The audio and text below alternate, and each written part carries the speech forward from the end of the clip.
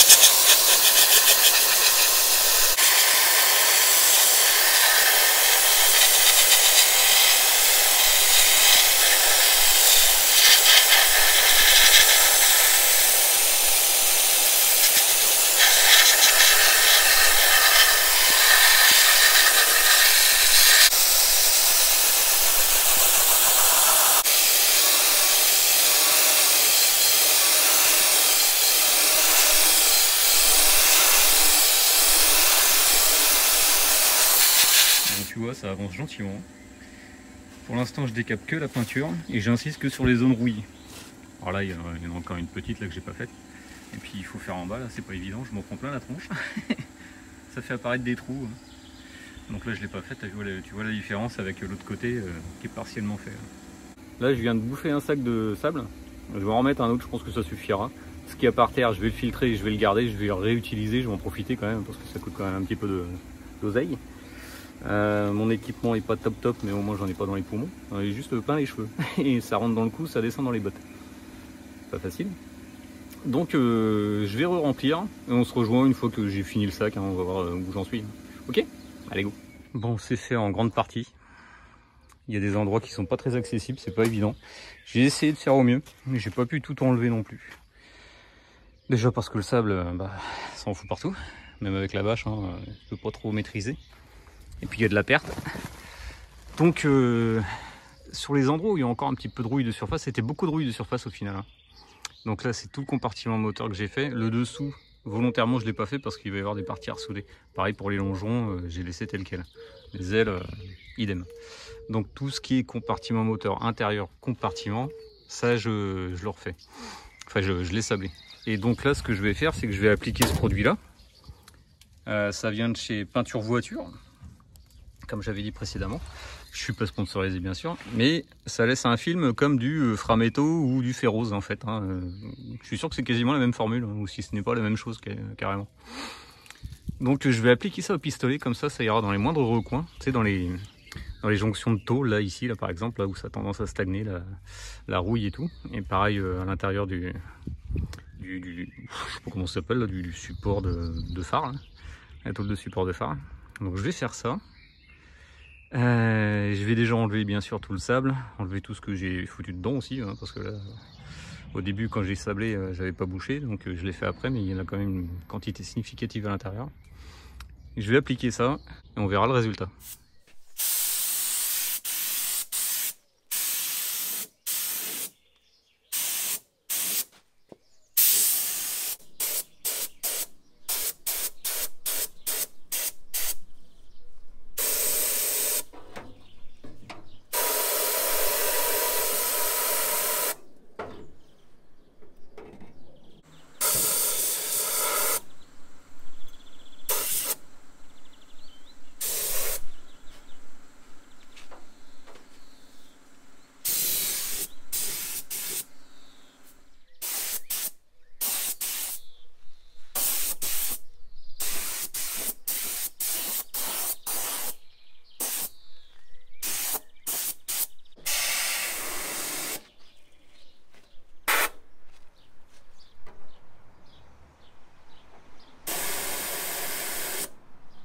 fini d'appliquer le convertisseur de rouille. Donc, comme tu vois, ça commence à faire une teinte un peu noire. Bon, ça reste un peu violet parce que c'est pas encore sec. J'en ai mis partout. Et j'ai insisté dans les cavités. Avec un tuyau, j'ai fait passer dedans. Là, c'est comme un lendemain de bucake. Et là où c'était rouillé, bah, ça apparaît noir. Donc il y avait quand même pas mal d'éléments encore. Mais bon, là au moins c'est propre. J'ai déjointé précédemment. J'ai refait des petits bouts de soudure, tout ça à droite à gauche. Enfin bref. Ça le fait. Maintenant, je vais mettre de l'après-phosphatant une fois que ce sera sec. Donc sur la notice, il y a marqué 24 heures.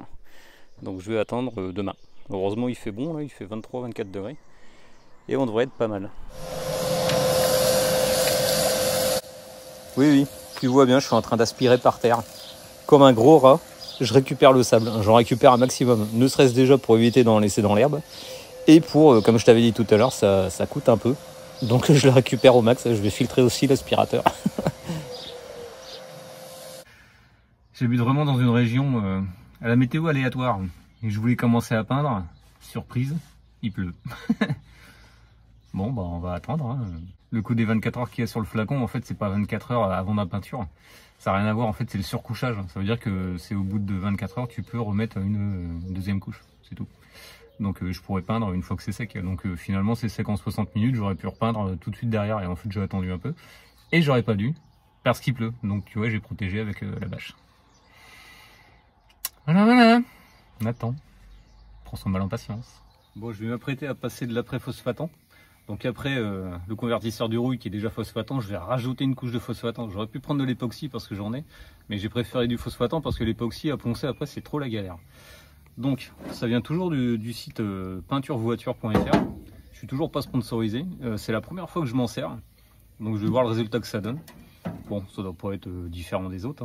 D'habitude je prends du Upol acide 8 qui marche très bien. C'est du monocomposant, l'acide 8. Là bon, il faut diluer avec ça qui fait office de catalyseur apparemment. Parce qu'il y a écrit réactif phosphatant, donc je me dis que ça doit faire cata.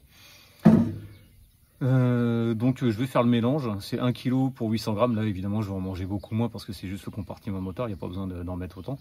Je fais l'application puis on se retrouve après pour voir le rendu. Et j'espère que ça va faire propre. Bon, comme tu peux le voir, ça a pris une teinte bien noire. C'est presque beau. Alors la vidéo reflète pas la réalité. En réalité, c'est beaucoup plus foncé que ça. Il y a des reflets violets, ça fait un peu tuning presque. Il y a eu des couleurs, mais c'est pas grave, l'après va tout cacher. Donc je profite d'une petite accalmie niveau météo. Et je pars ça.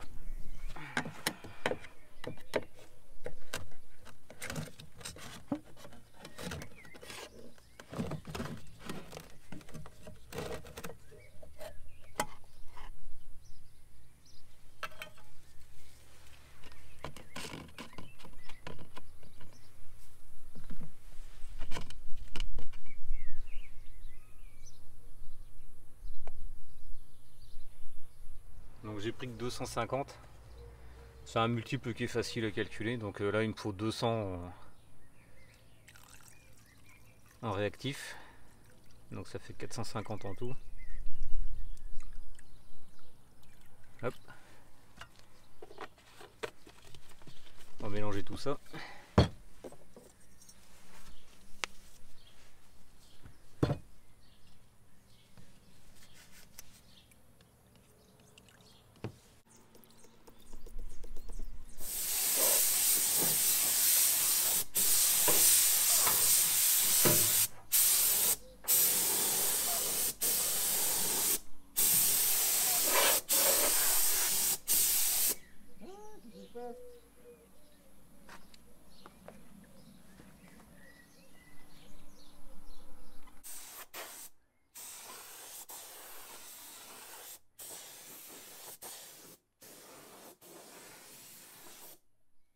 Bon, mon pistolet après, cette saloperie à 30 balles, et ben il fuit.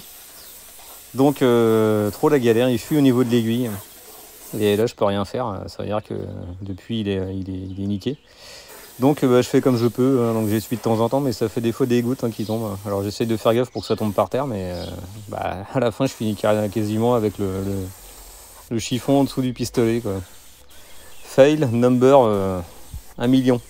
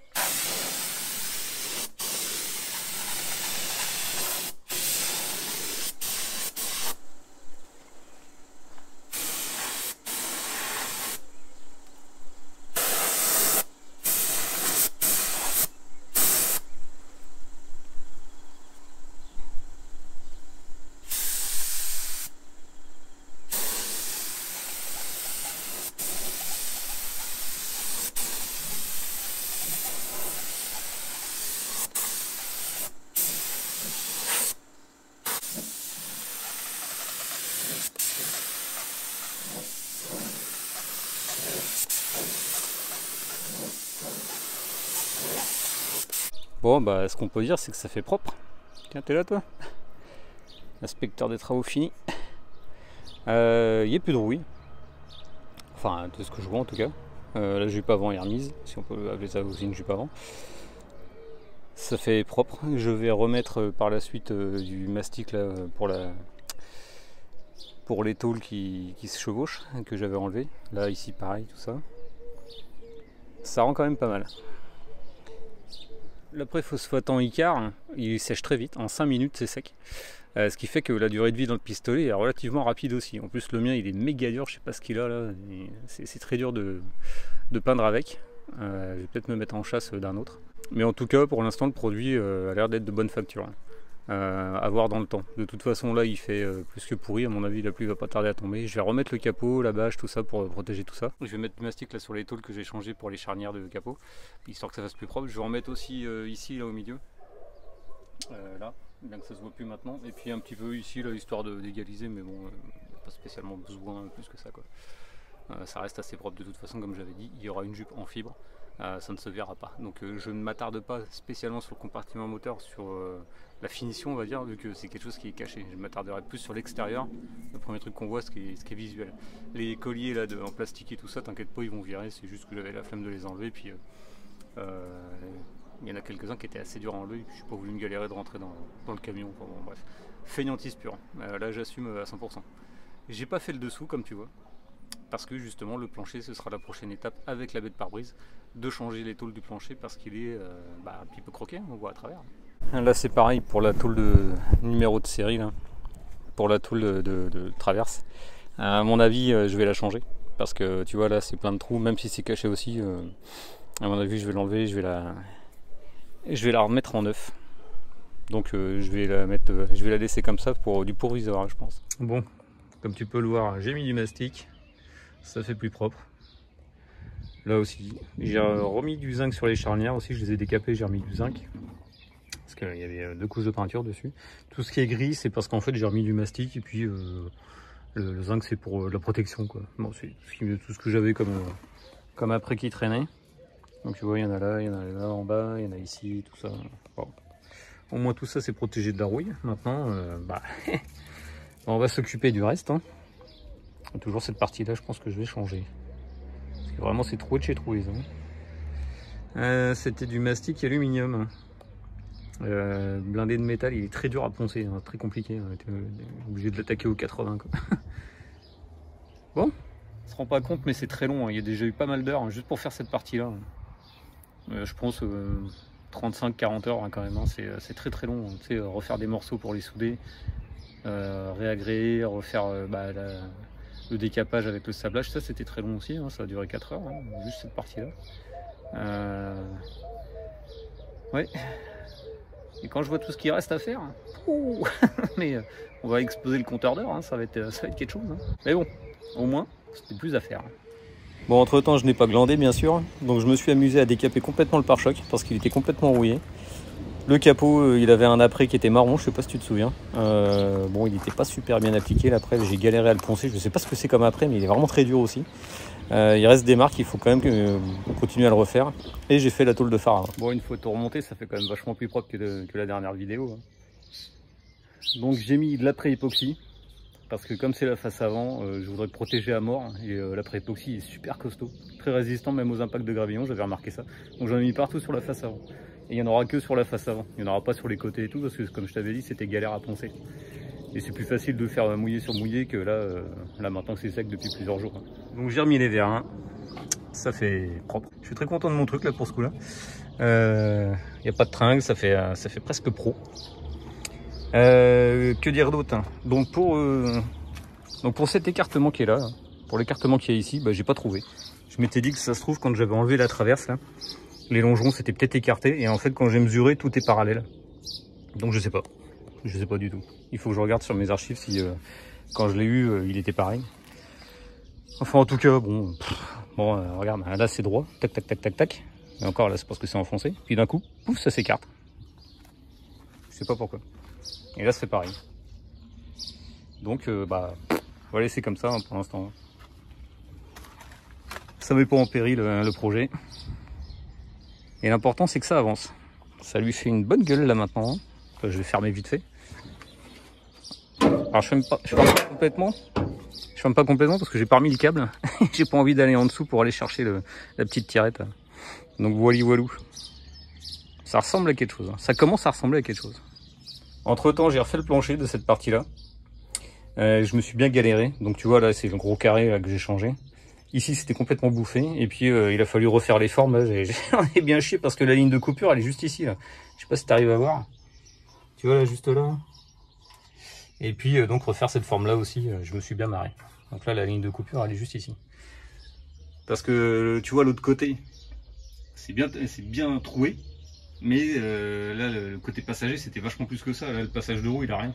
J'ai juste le plancher à changer, là, ici. Là. Tu vois, toute cette partie-là. Ça, je te montrerai ça dans une autre vidéo. Qui sera dédiée à ce côté-là, ça se trouve.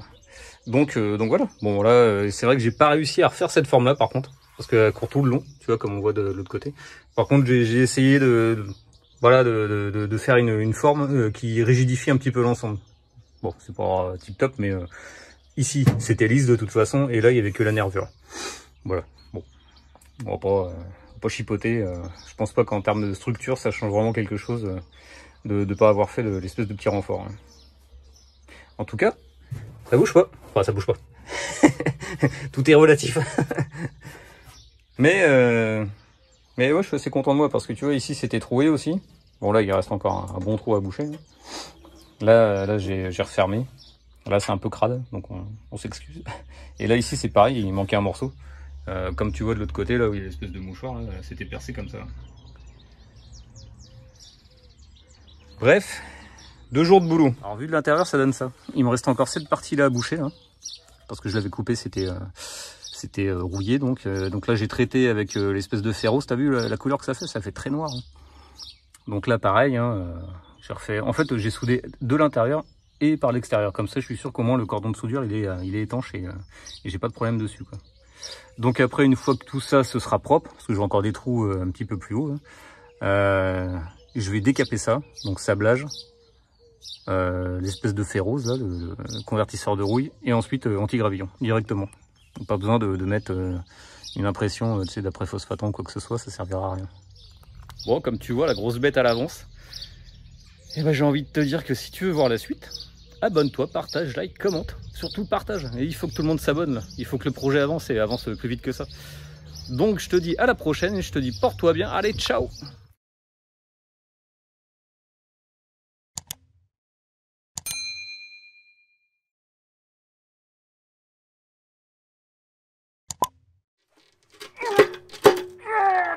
Putain de merde.